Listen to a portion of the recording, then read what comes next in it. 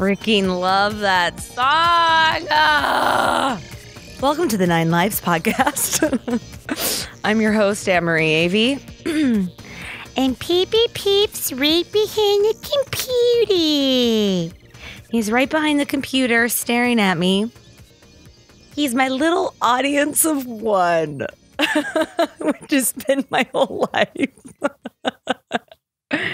Did you ever have that, like when you grew up and like you're in your bedroom and you're singing, you know, Britney Spears or Spice Girls or something, and the only audience member is your cat? That's been me for a long time. And now look where I am, a podcast all on my own. We've come so far. Oh, so funny. Austin's here. He's the guy who lives on my couch. It's really going to be on your tombstone. Here lies Austin, the man who lived on her couch. Oh, is Belly here? Bellies. You guys, if you can see her, look, she's right there. And then Papa is like, what the hell? Oh, do you guys see this? Papa just like kind of bent down for people who can't see.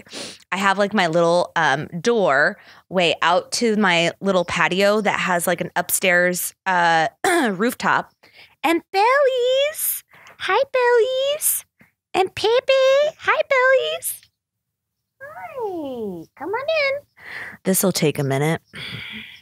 God. Bellies, Bella, the light is like all weird and stuff, either in or out. Thank you. God. Took a minute. Not too good. Not too good. Well, here's the thing. Okay, so I like put up this like Instagram story. You can follow me at Crazy Avey if you care. But I put up this Instagram story and I was like, oh, she looks confused or something. And then someone messaged me and said, oh, does she have kitty dementia? I just went to my doctor and talked about their own cat. And I guess it's a real thing and it exists. And what she would do, this person messaged me talking about her own cat, is that her cat would like randomly meow. And then, excuse me. You're going to get a lot of weird timing burps on this podcast. It's inevitable. I don't know how to control it. It doesn't stop. I think I have a disease where I just burp at random times and I can't help it. If you could go to my GoFundMe. It's been a really challenging time for my family and I. Sorry. So what happens is her cat would like randomly go into her room and then meow. And then she'd come find her cat and then her cat would be fine. But what that was a sign of kitty dementia where they forget where they are. They forget where they are or like get confusion a little bit. So they start meowing. Well, the broad does that.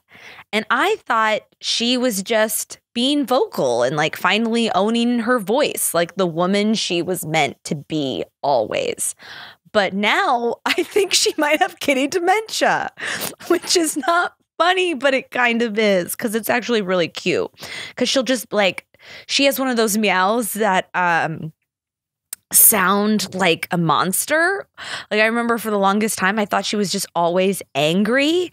And it turns out that was like just her meow. And so now I never think she's angry. I think she's just being herself. And she wants to talk to me. And I just really enjoy that. Right, Bellies? Bellies. Pepe. Papa's like right by her. Like he loves her so much obsessively.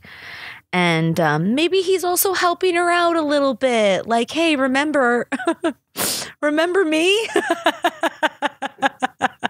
Every 5 seconds. Remember me? But yeah, so kitty dementia is real. I didn't know that.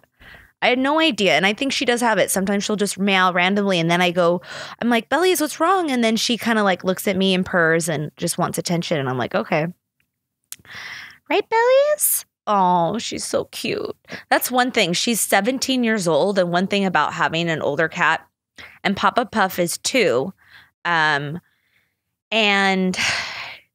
having an older cat and a younger cat is actually really special because the younger cat like makes the older cat younger again. Like the broad like plays more. She's like running around more. It like brought new life into her, which is really sweet. And then Papa Puff was taught how to act like an appropriate cat. You know what I mean? Like, here's the bathroom, we meow like this, like kind of grooming, and kind of she showed him the law of the land. But it's really great. I like having that far apart animal ages. It's nice. Anyways, welcome back. We already recorded this podcast yesterday, by the fucking way. So that means what happened was yesterday when we were in post, we were listening to the fucking podcast, and it was jabbing and skipping and driving me nuts. And Austin fixed up quite a bit of it, but it was still so bad that I wanted to turn it off and not listen to it. And I'm someone that's like, and Austin was like, well, you still could put it up, people on AM radio, suck it up and listen to static. And I was like, I fucking hate AM radio. Like, I would never put that through for my listeners and like make them force you to listen to me as I static. Like, something about static is so cringy. I can't stand it.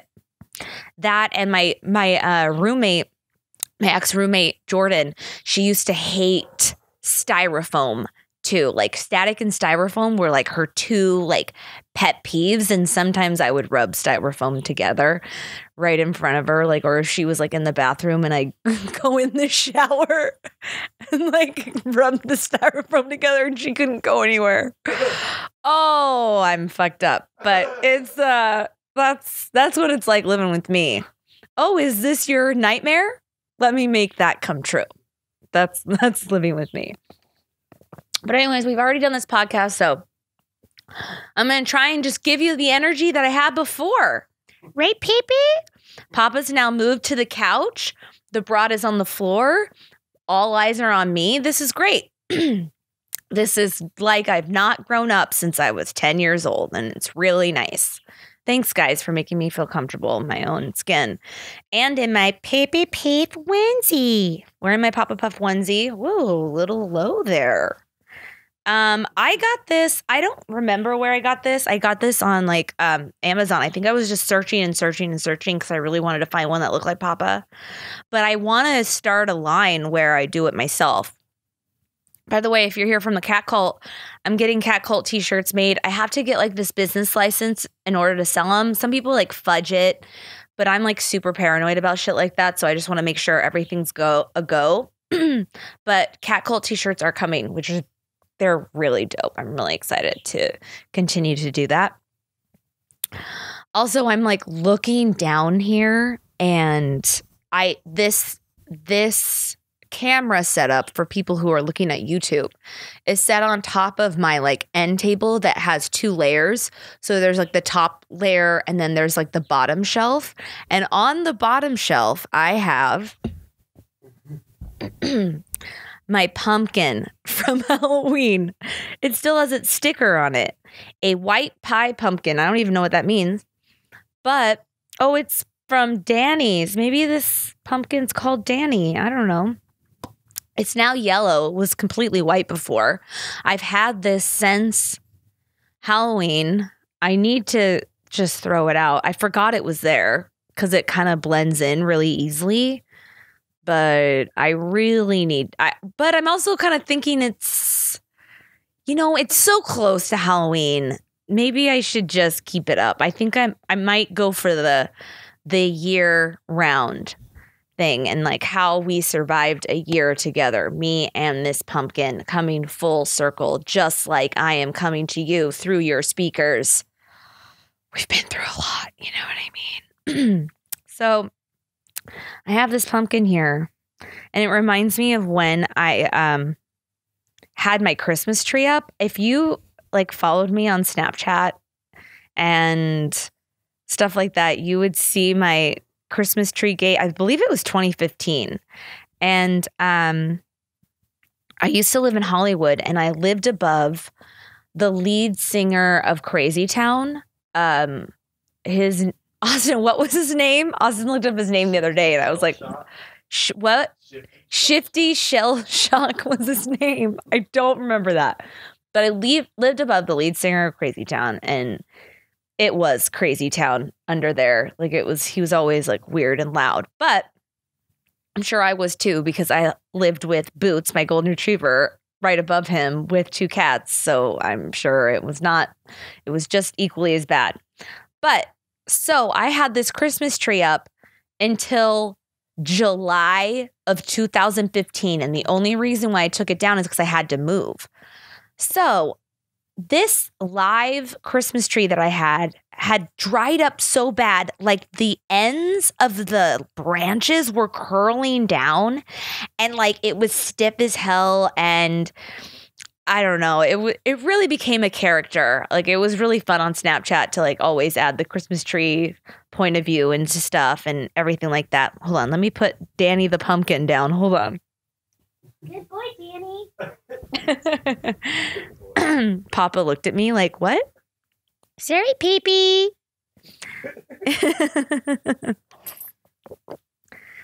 Papa gets so jealous. Wouldn't that be funny if he like came down and was like, who the fuck's this pumpkin?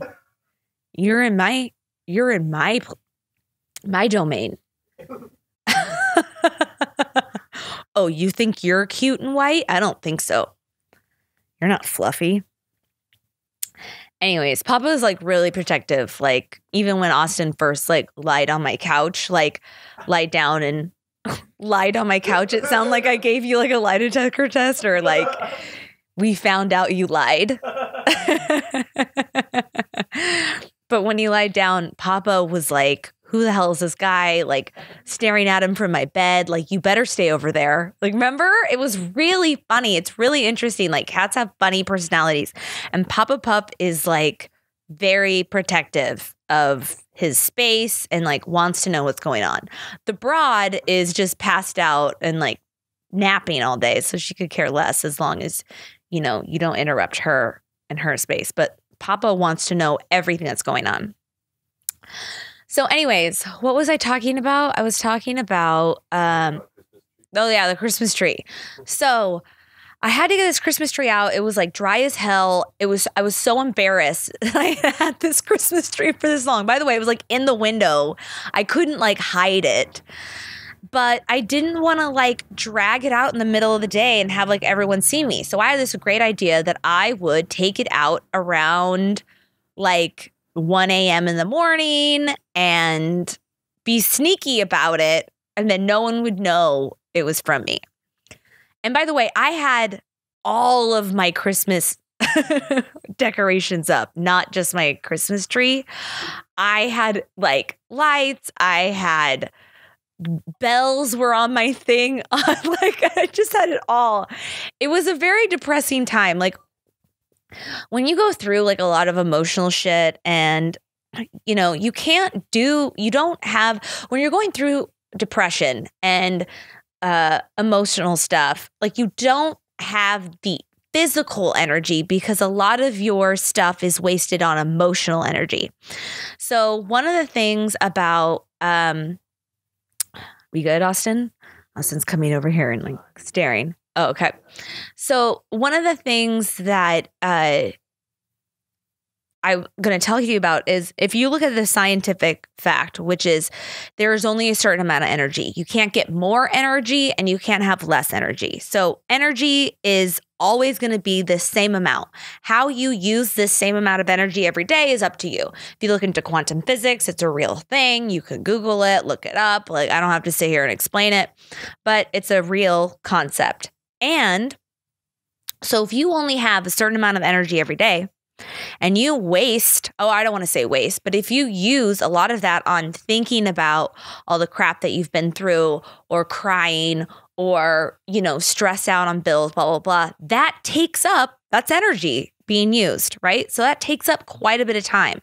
So when you're depressed, your energy goes into that depression and you only have so much left over for physical things such as dishes or like, vacuuming or whatever. That's why people lie in bed all day when they're depressed or anything like that, because they have been spending their emotional energy and instead of equally distributing it. Now, I'm not saying it's really easy to distribute it equally or, anything like that. I'm just trying to give you an understanding of what it's like for someone in depression and why they can't do things physically, and to have you connect the dots that way of what energy is. So at this time in my life, I had zero freaking physical energy to do anything. I basically walked my dog and then I was done. I was toast. I was out. This was after I'd broken up with my ex. There was a lot of shit there.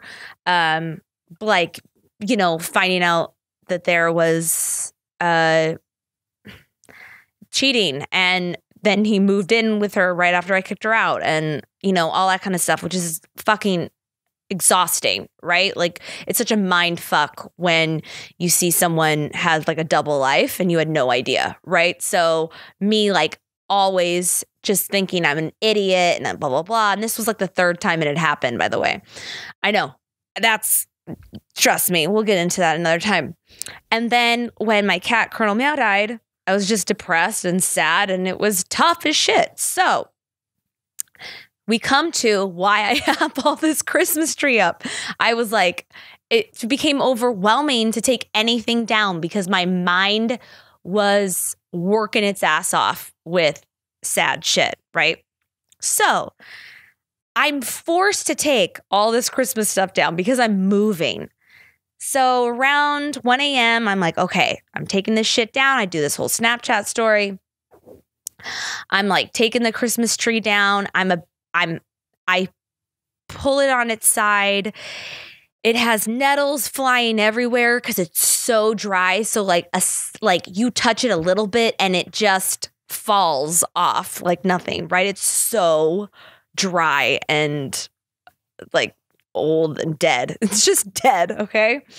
So I start to like scrape it across the floor and it's making so much fucking noise. I'm like, oh my God, this is 1 a.m. and it's embarrassing. So I live on the second floor and there's like this outdoor hallway.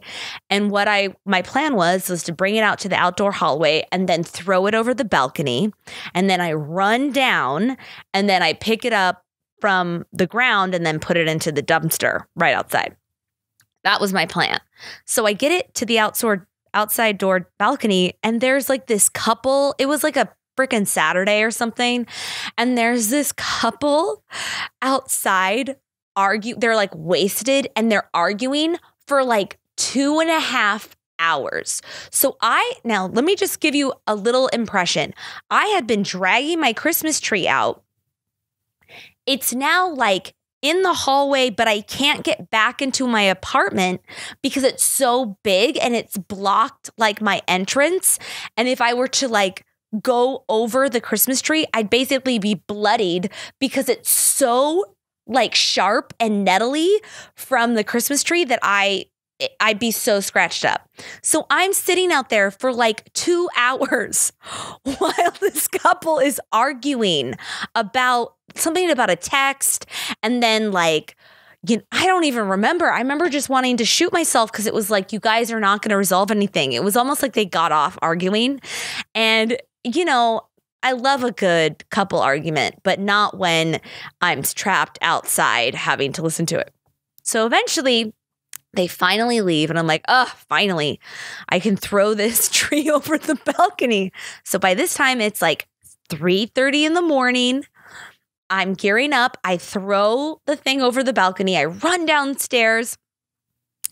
And I realized that it is so loud. Like, it was not this quiet little excursion. It was so freaking loud. I run downstairs. I start to scrape it on the concrete outside. And the lead singer from Crazy Town comes out and he's like, what the fuck is going on? And the thing is I thought everyone would be asleep by now, but everyone was actually awake in my building because of that fucking couple that was arguing all night. So everyone was already awake. And then when the couple left, they thought, oh, great, we can go to sleep now, except I'm disposing my Christmas tree in July. Psych, you're going to be up for another 15, 20 minutes. But anyways, yeah, he was like yelling at me and I just kind of ran away with the Christmas tree like a banshee. Like, I was just kind of like, like I was like, like I said nothing. Like, I was like, yep, this is what it is. What are you going to do? And the next morning, dude, in the daylight, all you see is a trail of nettles of like, it was so obvious that it led to my door. So like, you see all these nettles like from the dumpster and then falling out of the sky suddenly on the concrete from the from the balcony, and then from the balcony to my door. Like, it was so obvious. It was very embarrassing. But yeah, that was Christmas Tree Gate 2015. People say it was like a really good Snapchat story of mine. And I need to like put it up and so you guys can actually see what I'm talking about. At one point, I probably will. Also, if you think I'm like talking kind of weird, it's because I have Invisalign. I got Invisalign stuff like last week. And because I got like braces when I was in junior high or whatever. But I lost my retainer like when I was like 19, 20 or something. And my teeth are like shifted and stuff. So I have these Invisalign thing. And what you're supposed to do is wear them for like 22 hours a day. And you can like drink and stuff, but you can't eat in them. And one thing that I didn't realize is I take this turmeric. It's like a liquid turmeric. And because it's a liquid, I thought, oh, I can just take that, you know, with the Invisalign in my mouth. And the thing about turmeric is that it stains. It stains everything. And it has stained my Invisalign. I've tried soaking it. I've tried scrubbing it. And it's now yellow. So the Invisalign, I like pop it into my mouth and it looks, and by the way, it's just like my front two teeth that are yellow. I don't know if you can see it from home. Let's see. It's just like my front two teeth that are yellow. And so now when I pop my Invisalign in, it looks like I have disgusting, like I forgot to brush just the front two of my teeth and it's really gross. So if you see me on Instagram or something and you're like, ew, your teeth look yellow, that's why. That's fucking why. So but the thing about Invisalign is you change them out every 2 weeks. So it's really just one more week of this. And hopefully I've learned my lesson. That won't happen again. But yeah, just to let you know. Father's Day was this weekend. Shout out to everyone with really great dads. My dad passed a couple years ago. So shout out to those two who no longer have fathers with you. I was thinking about Father's Day and what I remember about Father's Day and like how we would celebrate is that it always landed around camp meeting. And for those who don't know what camp meeting is a religious like week and a half camp for kids of all ages for the Seventh-day Adventist faith. And my dad's side was Seventh-day Adventist. You don't know what Seventh-day Adventist is. It is a religion. I mean, to just put it in the most basic terms, it's a religion that believes the true day is Saturday and not Sunday. I'm sorry. It's so ridiculous to me because it's like, well, that's it. Like that's what you believe that's the only thing? I know there's other things, smaller things too, but that's kind of the main one is where they go to church on Saturday. They believe that is the one thing. I remember asking my dad one time and was like, why do you think it's Saturday? And he looks at me and he was like, well, you ever see a calendar? And I was like, yeah. And he's like, what day of the week does it start with? And I was like, Sunday. What day of the week does it end with? I was like, Saturday. And he's like, there you go. And I was like, that's it? That's the reason? Is the calendar? Like, that's the only reason. And he was like, well, it's a true day, isn't it? And I was just thinking about it. I'm like, who cares? What day is it? Does it matter? Does it really matter what day? Maybe if you just give a day, like, why does it matter? But I just seemed like so crazy. And as a kid growing up in that religion on my dad's side, it was always so frustrating because Saturdays are where all the fun is. Okay. That's when all the birthday parties are. That's when like cool trips to the park, like, you know, you go to the water park or whatever. Those are all like the really cool days to go out and like do fun things and explore and stuff like that. And we could never do it because I think my dad was way more strict in this religion than other people, but we would have to, from sunup to sundown, we couldn't freaking play anything. You had to read the Bible. I was like 8. We had to go to our rooms and like read the Bible after church for like hours. You couldn't really do anything. It's supposed to be quiet and not. And by the way, like, how can you be like that as a child? How can you be quiet for like hours at a time on a Saturday and not like that doesn't make sense to me. It was so freaking annoying. And I remember like my dad got rid of like all our movies and stuff and was like replaced them with only biblical movies. All the games that we had were taken away, like Monopoly, and it was replaced with The Walls of Jericho, and it was like a biblical version of Monopoly. And if you don't know anything about The Walls of Jericho, like what they did is they marched around the walls of Jericho 7 times with like horns and stuff. And then that brought the walls down. Like I know it sounds weird, but man, that's the Bible for you. Okay. So I watched it around 7 times and then the walls come down. So in the board game of Jericho, you're supposed to like go around the board with your little piece 7 times. And the first one to do that wins and like brought down the walls of Jericho. Anyways, it's just weird shit like that I had to do. And so if you're someone that like grew up in like a really weird religion, I get what you went through. I totally understand.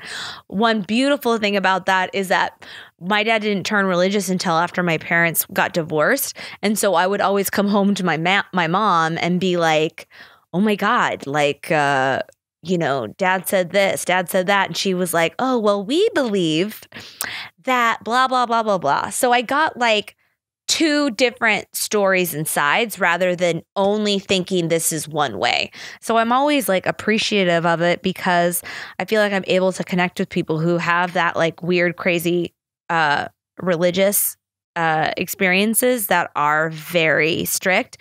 And I got a taste of that. I also understand what it's like to have a parent that is like spiritual, but you know, we might sleep in and not make it to church. Like, you know what I mean? So I understand that out there.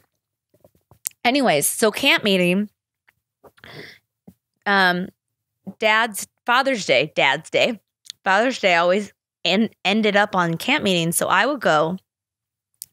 And I just remember going to camp meeting and like having like my first kind of like crush boyfriend. And what would happen is that I would go and we like got each other's numbers. And so then like throughout the year, because he like lived in a different town, we would like kind of call each other on the phone and stuff like that and like talk for a couple hours, like every couple months. And then we like got back together at camp meeting, and then we were like kind of dating and stuff. So one year, you know, and that was like the reason why I went to camp meeting was for the boys. Like I didn't really care about, you know, God or anything. And I just would like show up because I had a crush on a guy. I don't know if that's anything.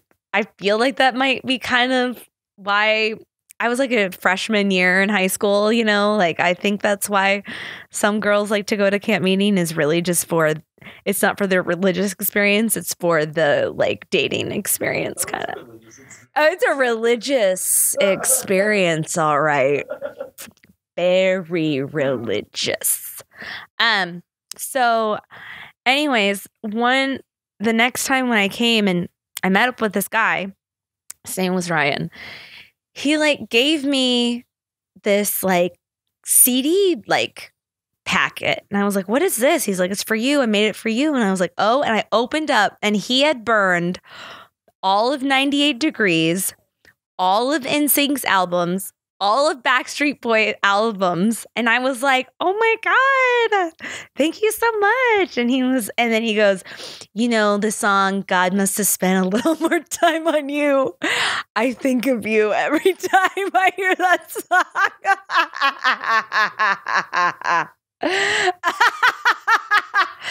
Oh, I remember hearing that and being like, because I wasn't really religious.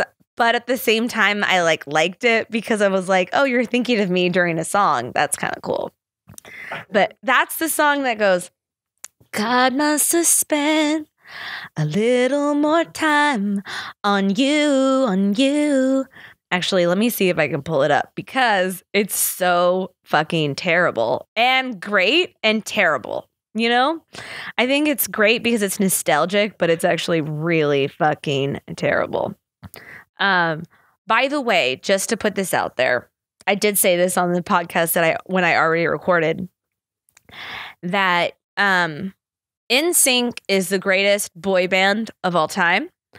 Better than One Direction, better than all that shit. Yes, you best believe, like with their hits and their innovative videos and all that kind of stuff. NSYNC is the greatest band, but the greatest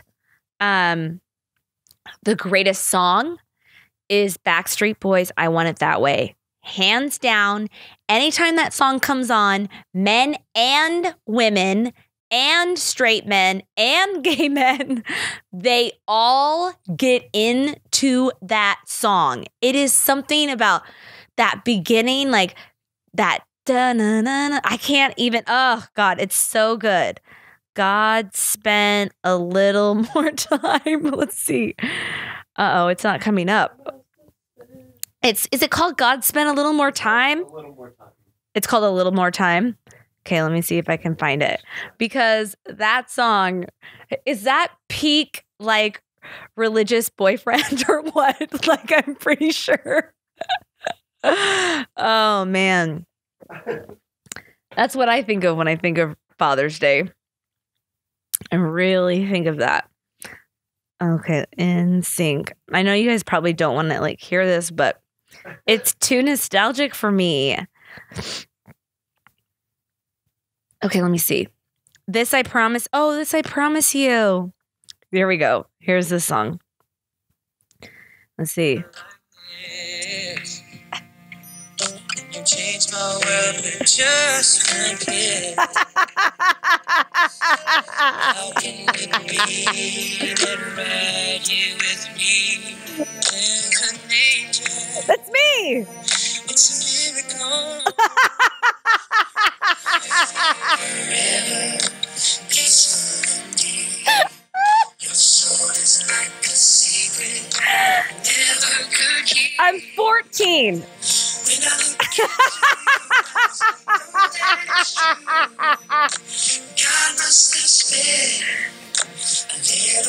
I like the echo on you. Oh, I guess there's no echo there. There's one at one point. On you, on you. There's one point, I swear. But yeah, I was kind of like, I was into boy bands, but I never had like their pictures all over my wall or anything like that. So like when he gave it to me, I was kind of like, because I was also very much into like Dr. Dre, TLC. Like I was like, so when he gave me like this God Must Have Spent a Little More Time on You CD, I was like, oh, I don't think you really know who I am. Like I was, this is strange, but that's okay.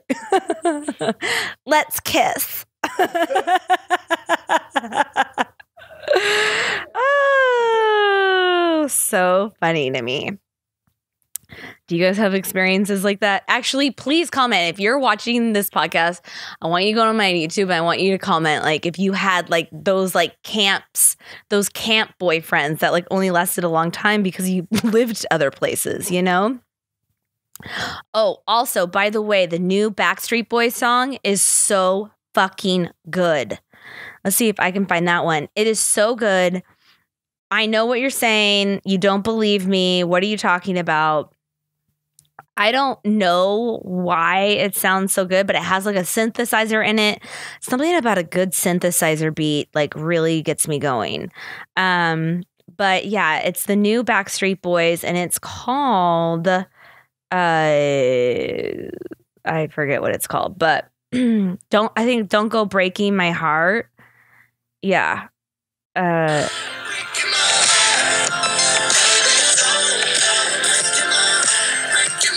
That synthesizer.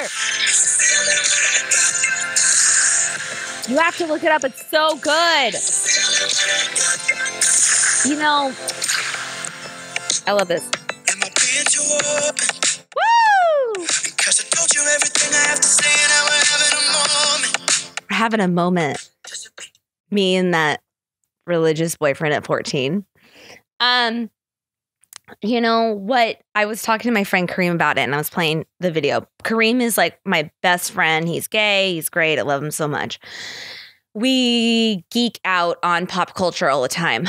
And one thing that he was talking to me about was saying that made him listen to the song and he was like, yeah, it's pretty good. I like it. He's like, but do they dance? And I was like, yeah. And he's like, I don't think they should be doing that. And I was like, why?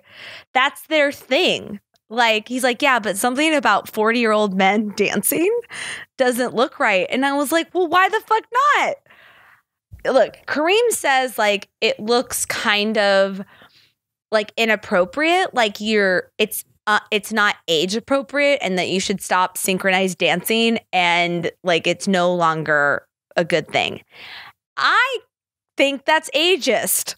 I think like, dude, that was their whole shtick is to do synchronized dance, you know, like basically complicated synchronized dance. It's not just like two-step or whatever. And they had the vocals. That was like their whole thing. Them and NSYNC are both like that. So now they come out with new music and they're not allowed to do that. I don't get that. Let the men in their 40s dance, damn it. Let them do their little synchronized Backstreet Back, all right, with them wearing their phantom mask and like they've got their little, you know, haunted house going on. I want to see them still rock it at 40. And you know why? Because why the fuck not? It looks weird to you. I think it'd be weird if we're like, hey, we've passed a certain age, so we're not allowed to do that anymore. That doesn't make sense to me. You can do whatever the fuck you want. You want to still dance at 40? J-Lo still dances at 40. How old is fucking J-Lo? And all she does is like do synchronized dancing and shit. You know what I mean? Like there's this thing with like men and women, like Britney Spears does it, but like men can't. That doesn't make sense to me. Doesn't make sense. No sensies. I don't get sees.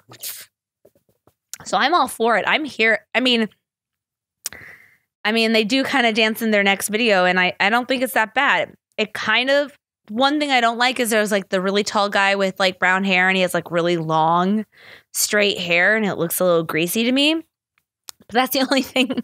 That's the only thing that bothers me, because I'm like, you should trim that. But that's it. Still dance, but trim your hair. But anyways, I encourage you to like listen to it. I enjoy it. You know, yesterday, Austin made me French toast in the morning and it fucked my day up. Yesterday was Monday, okay? And so by the way, for this podcast, I will usually always be filming and recording this podcast on a Monday, so you will have it every Tuesday. But because of the audio fuck up, it wasn't able to work. I can't do it. And I couldn't just get back in and record it again because it's really hard to repeat what you're saying after you just did a stream of consciousness for an hour, and then you have to go back in and kind of do that again. It's just really difficult to have that same kind of energy. So I decided to wait a day. But yesterday, Austin wakes up on my couch and he's like, "Want French toast?" And I was like, "Oh, okay. Yeah, I guess that's fine." And all day I thought it was Sunday, not Monday. You can't start your week off with heavy, buttery, syrupy food like that. I don't understand how people can do it, because I felt not a piece of shit. I just felt heavy and chilling, all the rest of the day. And it really fucked me up. So, but it was really nice. Thanks, Austin. But don't ever fucking do it again. Okay. Don't tempt me. What I'm hearing is it was so good, you didn't want to do anything else. Oh, okay. Keep listening to yourself and not me. Anyways, yeah, I can't have a heavy breakfast like that and then get things done. That's people, it's you're not going to go to IHOP and then go to work. You're not it doesn't work. No one does that. It's not happening. But anyways, yeah, it was good to have French toast, but no. I think so. One of my visions for Papa Puff this week is I think I'm going to start to teach him to get trained to be on a leash. Hear me out. I think, first of all, I would never do this to the broad. Let's just get that straight right now. You have to learn who your cat's personalities are, what they like and what they don't like. And if you think that they would eventually like something, because sometimes cats are scared right away. So you have to let them know that they're safe and that kind of thing, and that they would actually like this. I think Papa Puff, he's such a little full of energy, likes to run around, enjoys, chasing birds. Like I said, last week he brought a bird in here. Disgusting. But I think he would really enjoy going on walks outside. And I think I have this little canoe. I live on the Venice canals, and there's this little canoe. And I want to train him enough for him to feel safe to go in the canoe and go around the canals. I actually think he would really like it. The broad would slit my throat and watch me bleed out slowly and die. She would not appreciate that, would hide under the bed for weeks. Papa Puff, I think, would be freaked out a little bit at first, but once he knew he was safe, would be curious and want to keep doing it. So my goal this week is to kind of start the training of him going on a leash. I had Colonel Meow on a leash, and that was fine. Colonel liked to go on a leash.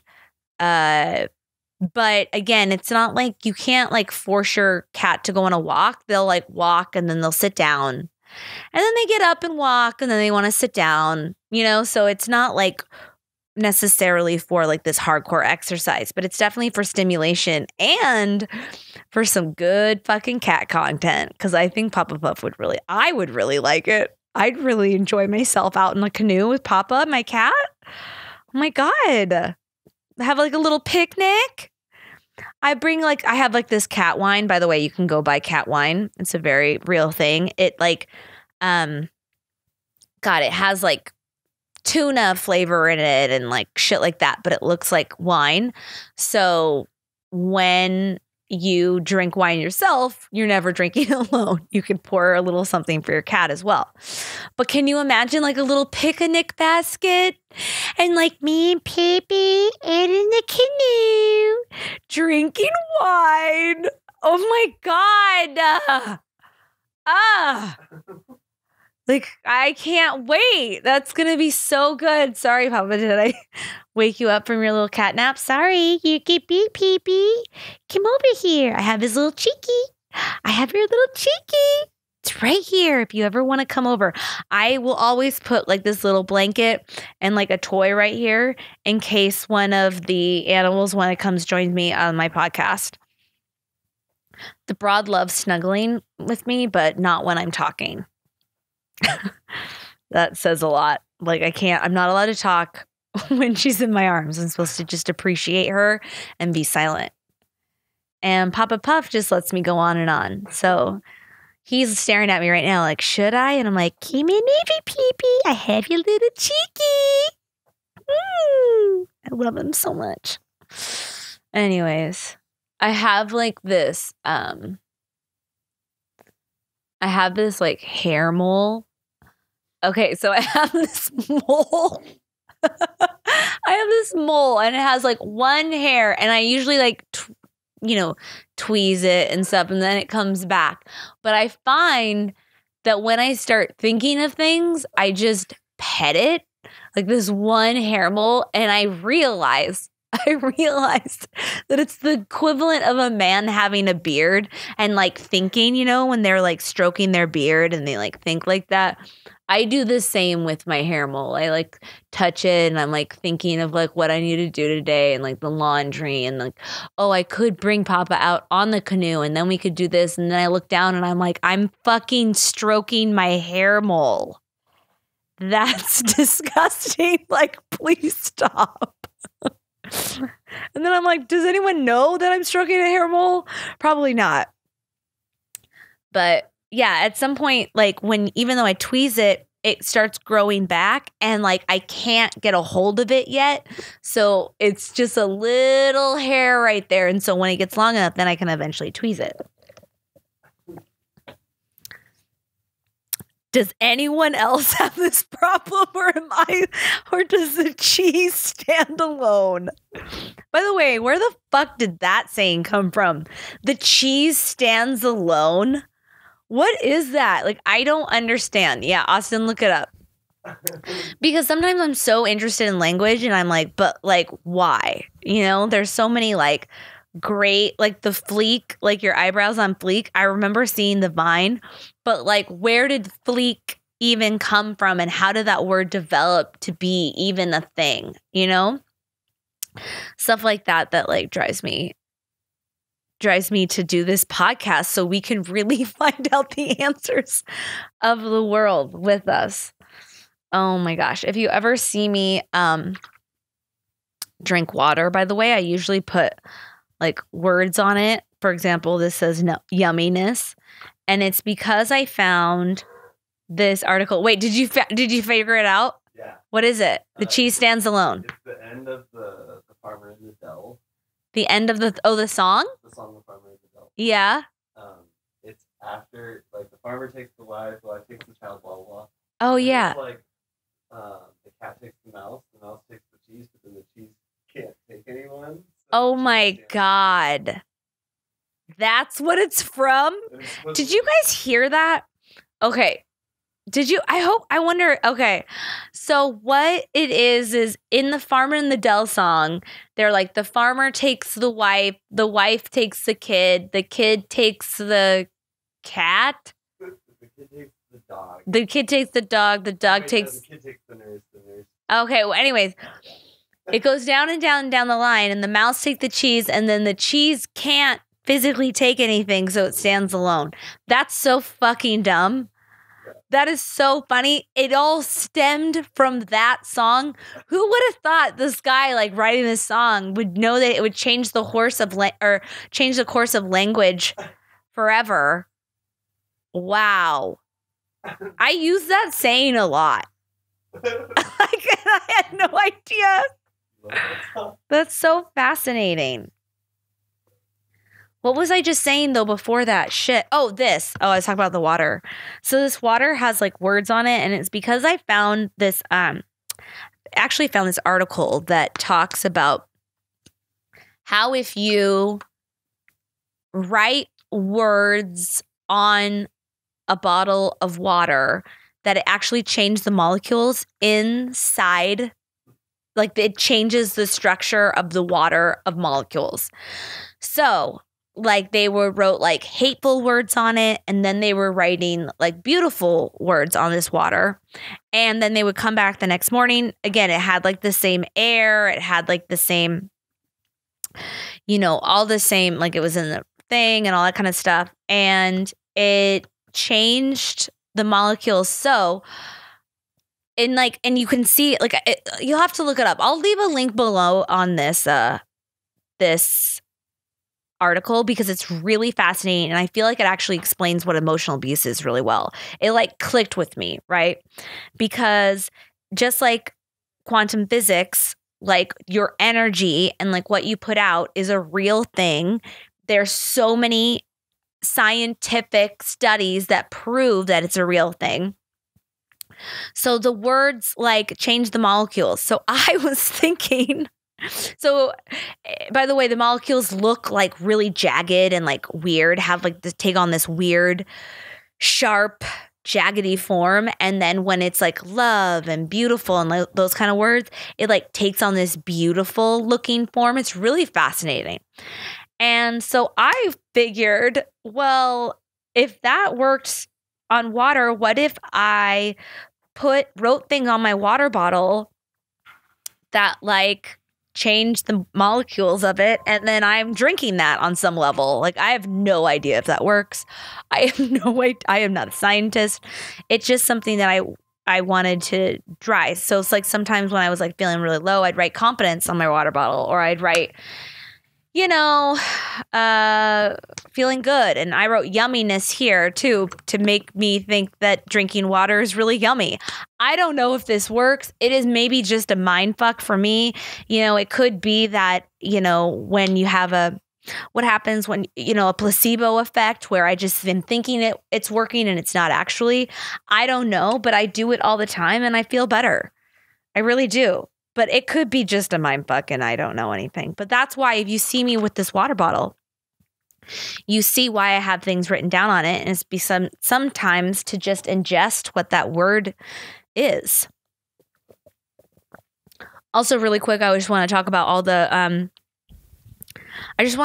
really quick all the shit that's going on at the borders with the like kids and them being detained in cages and glass cages and all that kind of stuff.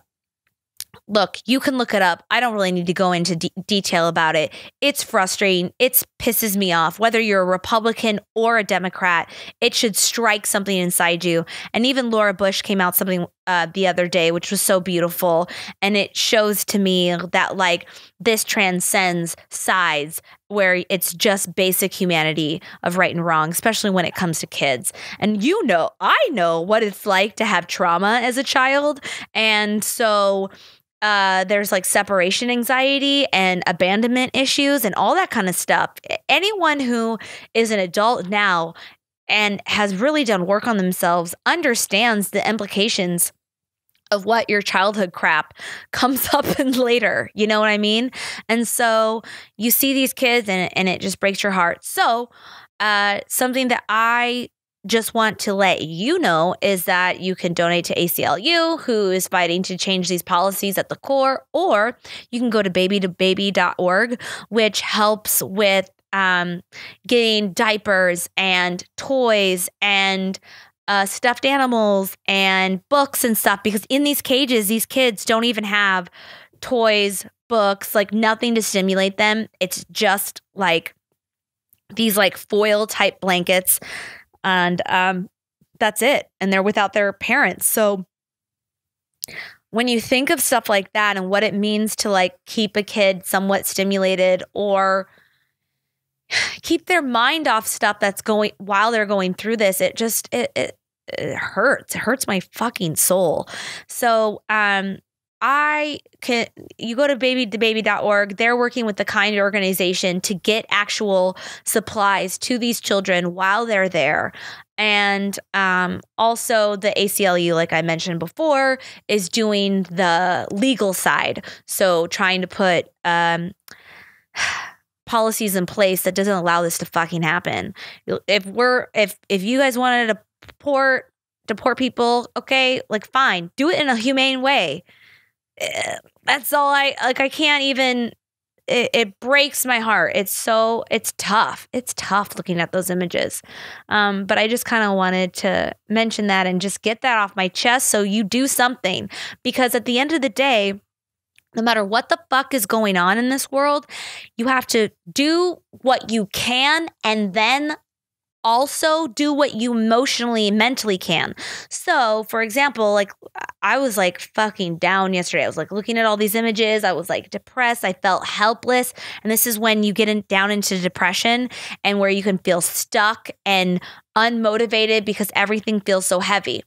So what you do is some kind of small action on some level, and then you go out and you fucking watch a funny movie, or you laugh. You make sure you can like go out into the world and laugh as well, because that is going to help you emotionally in order to continue to keep going and fighting for the causes that need your help.